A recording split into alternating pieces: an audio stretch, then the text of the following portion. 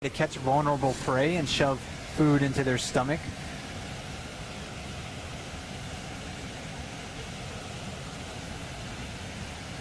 And it looks like 480 Otis has kind of assumed his usual position of just staring off into the water. He uses an approach where he's going to expend very little energy and just kind of opportunistically wait. Right now, the way the salmon are so thick in the river, he'll probably just wait till he feels... 3-4 is the bear with his rear end facing us, and then 856 is the bear. They haven't come to fighting, which bears often don't. They have a seemingly complex form of communication in which they exert dominance or show submission, and they can be very subtle cues in the tilt of the head, the direction of the ears. It's not always obvious even who wins the encounter. And in that instance, 856 directly challenged 634, got in his face, and now he's walking away. And that was probably just in a way for him to reaffirm that he is a dominant animal over that other large male.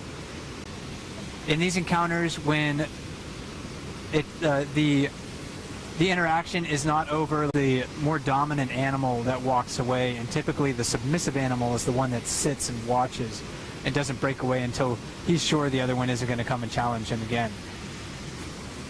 We can go back to the lip and watch 775 back in action. He got nicknamed Lefty. His left ear has kind of been damaged over the years. Male, they will, get bitten on the ear. They'll bite each other's faces and shake their heads back and forth vigorously. So sometimes bears will even have their ears ripped off in those fights. Of course, 409 took a good tug on his left ear last night or the night before when 775 stole a fish from her. Yeah, that was actually last night. Oh, it was? Yeah. Okay, so yeah, people that were here last night got to see that one.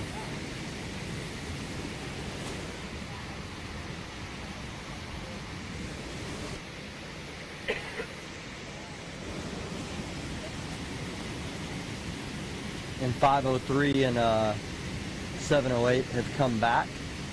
And yeah, it looks like that wasn't quite a successful copulation. Brown bears, when they copulate, usually the deed lasts a lot longer than that, sometimes upwards of 45 minutes. Right. But sometimes it can be quicker, but usually it takes longer for brown bears to mate. So we've got some of the main players here tonight, some of the bears that we see the most regularly on the river right now. The abundance of subadults that we've had this season, we don't see as many of them right now, probably for that very reason. When some of the large bears are here, sometimes they avoid it, and it may also be that with all these salmon, they may have gotten their fill and be sleeping it off for a little while. And if you're a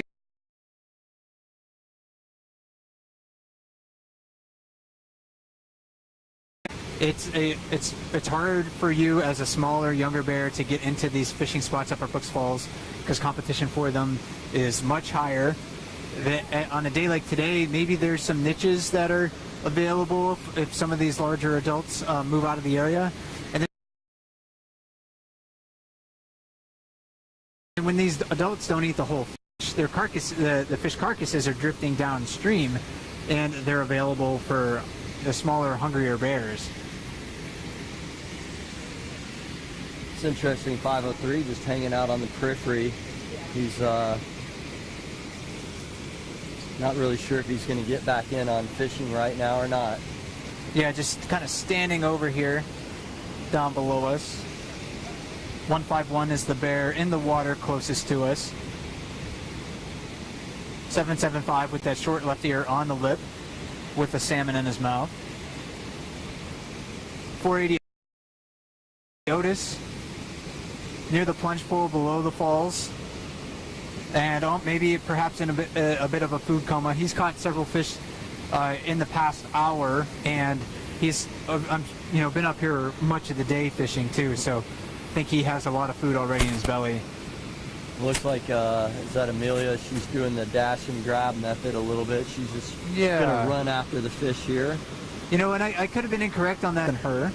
Okay. So we'll see if she shakes herself off for that water and I can get a better look at her face. But I do not believe that was 708. Okay. Well, glad you could adjust that. Otherwise, there'll be a lot of chatter about it. Right. So, that's a beautiful fish it's got, I tell you. Yeah, we're getting a great look at this bear tearing into the fish. This will give us a good indication on how many salmon meals this bear has had today. Let's see how much of the fish it actually eats. I'm gonna guess the brain and skins and let the rest go. That's what it's looking like so far. Okay, we got a. There we are. What great light we have out here tonight. Yeah, the sun at our backs, so it's really easy to see into the water.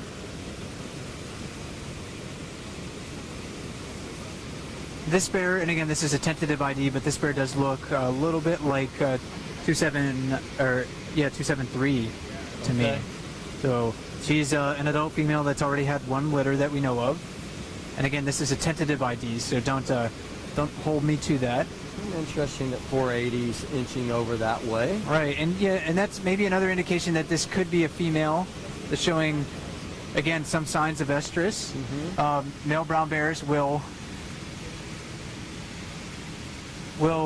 be able to pick up on whether or not the females are receptive to mating just by the scent that she's releasing. So we saw 503 come over to that bear and smell her genital area, so that's how they know. It's through the scent in the air. There's not any bright markings on them like salmon, for instance. When you see these sockeye salmon in September when they're spawning and they're bright red with green heads, that's a visual signal. There's no olfactory signal that tells the other salmon, hey, we're ready to spawn. It's all visual in that sense. But in the brown bear world, they communicate a lot by through their sense of smell, the pheromones that they release in their urine and just in the air in general. Well, and there's not much that has made 480 move like that in a while, so pretty good indicator that you're right.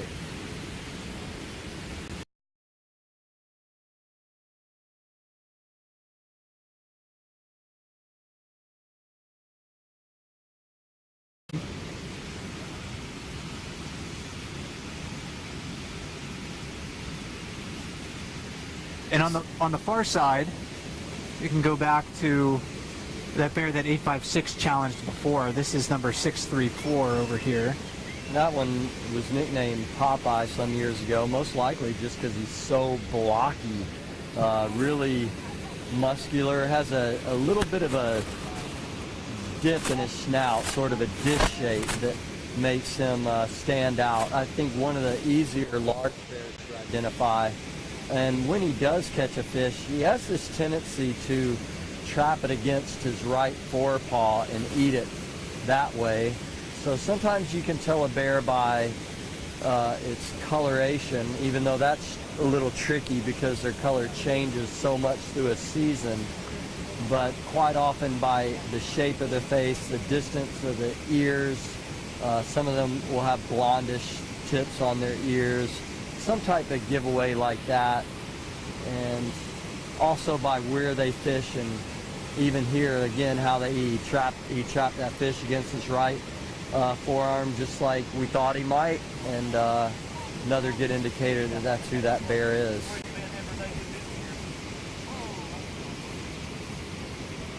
And Lefty's right back on the lip again, and boy, he's very efficient up there. I can see why he was so frustrated to have all those other bears up there a few days ago, because he loves this spot and he's so good at fishing that spot. And another fish for him. So that's at least his third or fourth since he's arrived. And again, he's not eating the whole fish. He's just eating. He's being very selective, eating the skin, the brains, and if it's a female, who'll eat the eggs.